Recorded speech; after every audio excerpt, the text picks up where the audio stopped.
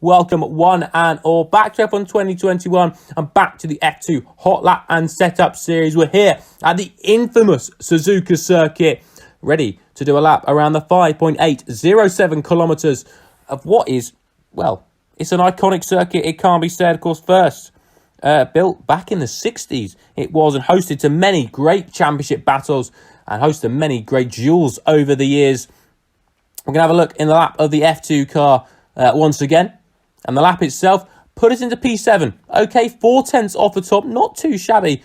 In the Carlin as well, Yuki Tsunoda's Carlin, of course, the Japanese driver at the Japanese circuit. Of course, unfortunately, no Japan this year, replaced by Turkey. What a race that was. 11.5, the aero really helping get the front in, especially in that first sector. 60% on, 40% off, and being 5. That was a bit of understanding. Helps to get the car generally turned in. Back, looking back at the aero. Camber's quite high, and toe a little bit higher than we normally have on the front, just helping that car through the first sector. It must be said, suspension, again, the theme of this setup so far. 8 and 6 for the front suspension and front end roll bar. 2 for the rear suspension and rear anti-roll bar. We're having a really stiff on the front just to help it get the car in nice and firm. Right like 2.7, just helping generate a bit of downforce. Has got a nice bit of rake on there. 50% for the brake bars, again, being a little bit more aggressive in terms of going towards the rear. And tyre pressure is quite high, but not full stiff. Again, just helping get the car in, helping get the power down as well. Out of the Casio triangle and onto the main straight we go.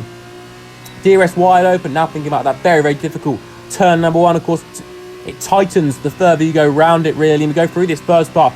Let's see if we're going to actually start braking, sort of as we start to properly turn in to the corner. And as you get to turn number 2, trying to wind the power on as best you can. And now we're heading into the Suzuka S's, keeping it nice and tight on the inside, using 4th gear for the first few. And we're going to keep it in 4th for the time being. As we get to this final sort of part of the S itself, we're going to drop it down into 3rd a little bit. It helps with the rotation now as we come up through Dunlop, trying to get the power down as early as we can, using all the circuit available to us just to help us do that. Again, we're finding a little bit of time in this 3rd sector. Into Degner 1, drop it down into 5th and try and carry as much speed as possibly can and drop down the gears to go into 2nd gear for a brief moment. Let's go out of Degner 2 under the bridge and up towards the hairpin. Braking sort of as you finish turning and start to straighten the car up. In a 2nd gear, you want to get nice and tight, running a little bit wide there, and sort of lost us a little bit, I think, on the exit there. As we now make our way through 200R, of course, the cousin of the infamous 130R, down towards Spoon Corner. We're going to keep it to the right-hand side, drop it down to 4th gear for the first part of Spoon, and drop it down into 3rd for the second part of Spoon, keeping nice and tight on the entry, opening up the exit, trying to get the power, and it's got a slight bit of snap there. It's going to lose us a little bit of time all the way down to 130R, losing about 1/10 of a second, just with that little snap there. That's a really unfortunate. Into 130R, of course, we're flat. Even in the F2 cars, nice, easy, and flat.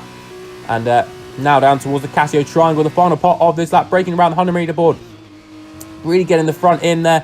And again, using all the curbing available to us on the exit. Shortest run to the line, gets us really, get the power down really nice.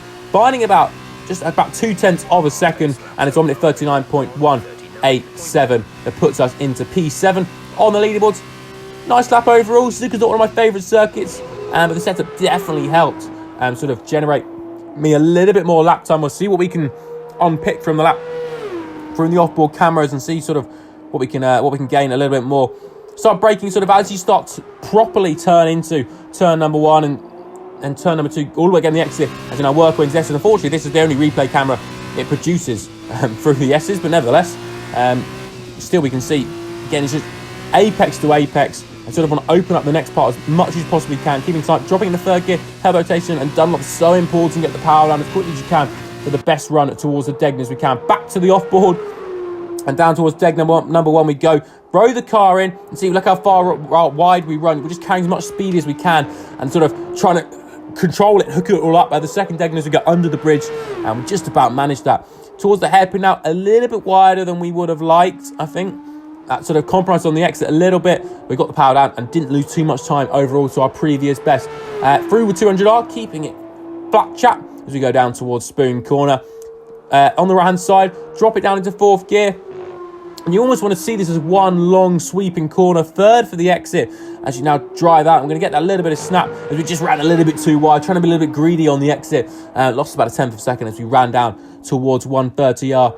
Such a nice corner, 130R. Even in the F2 cars, it's full throttle. And now thinking about that Casio triangle, the final chicane to negotiate. on the left-hand side, using all the curbs, spotting it just around those bollards, and you can really get away with using the curbs on the second part. Shortest runs to the line to help gain you that little bit more lap time, and it was a 1 minute 39.187 so put us in a P7. Not too bad ever. Of course, we're in the Carlin, Yuki Tsunoda's Carlin, for the Japanese drive, the Japanese circuit. Fortunately, Japanese Grand Prix this year, as I said. Make sure to see me around Hungary in the next video.